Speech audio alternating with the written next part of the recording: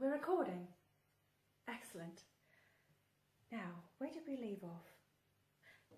Ah, yes. Preparation and flavouring. It's all about taking your time. The longer the meat hangs, the more tender it becomes. Upside down is best. At his size, his antlers were brushing the floor, of course, but it was worth the hassle. Perfectly melt in the mouth. It's a huge amount of meat, but it can all be taken step by step. I think there was a question last time about the mallet. Well, that's the secret, really. Slicing out the tough cuts and then busying away with a properly weighted wooden mallet to soften them up.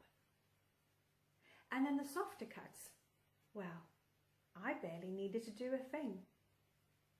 Now, as anyone who's prepared game will tell you, you really need death to be instantaneous. Any kind of suffering, and it sours the meat. Muscles tense, too much adrenaline courses through the body. In this case, of course, I was lucky. Well, I suppose we both were. Regarding seasoning, you can't go wrong with a simple bit of pepper.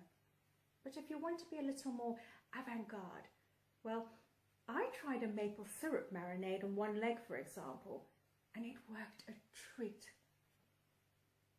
Of course, it's not for the squeamish, but I can't bear the thought of waste, to let all that deliciousness rot away.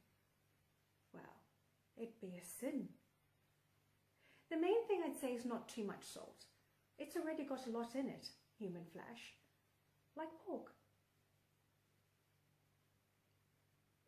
There is a bit of me, a tiny bit, that regrets it, that still sees him lying there, sporting those silly yellow antlers, that thinks he was more delicious alive. So handsome. Ever since we were children, he stood out in every picture. His Eton House photo, the portrait of the Hunt Committee, his Newcastle Freshers pic. I've got copies of them all, you know. Impeccable bone structure. And then it was my turn to have a taste. Finally. Oh, I don't kid myself. We were drunk. A party at his parents' while they were in town. Invite the childhood friend from the next estate over duty. Combined with alcohol, combined with being the only girl still conscious. But it was enough to share that with him. Unforgettable, I suppose. But only ever the once. So frustrating. Of course, my looks weren't comparable with his. I've never stood out in a photo in my life, even once just of me. But in every other way, we would have been perfect.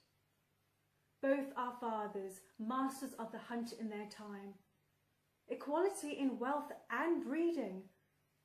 But no, what does he do? Get engaged to some fucking homeopath, a little white witch, as common as a cold sore, and God help us, a vegetarian. The future mistress of the old hall, turning him away from all our traditions, our sports, not so much as ripping my heart out as shredding it into mushy pulp. So yes, I was hurt, but I hadn't intended the kill. That idiot brother of his had been boasting about his best man plans for weeks, so I knew. I knew they were going to leave him on the moor up Starkers for an hour while they went for last orders. So I drove up there, waited, stalked for the stag if you like. And then I found him, drunk and wandering, wearing not a jot save those plastic antlers stuck tight to his head. I wanted to be the heroic damsel rescuing my knight-errant. I had a blanket and whiskey. He was so thrilled to see me initially. I thought we could talk about that dreadful rabbit he was planning to wed, about us perhaps, and then it all went dreadfully wrong. It turned so quickly.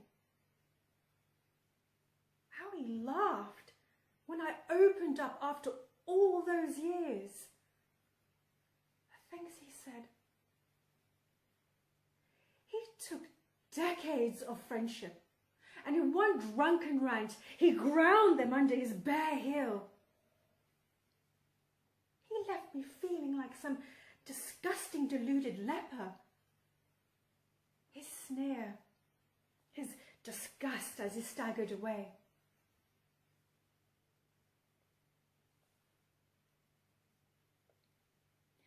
Now I want to be very clear. I hadn't planned to have the rifle. It was in the Land Rover's gun box from my morning shoot.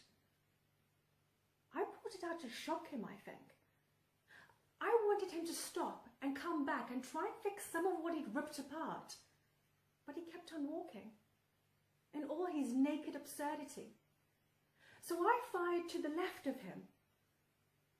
He didn't stop. He just spun around and shouted, "Fuck off, you desperate hag!"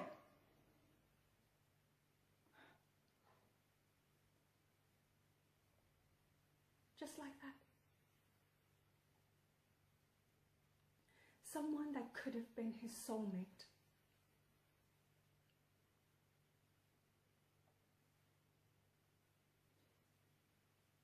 So the next shot went straight into that sneering face. And after that, I did what I always do after a kill. Instinct or autopilot. I loaded him in the car, hung him in the game larder, and then the autopilot continued.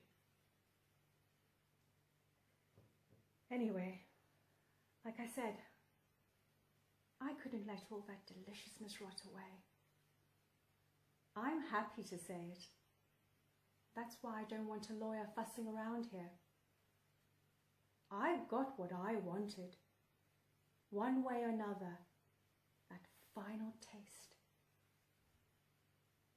He's a part of me now, not her. One flesh, indivisible.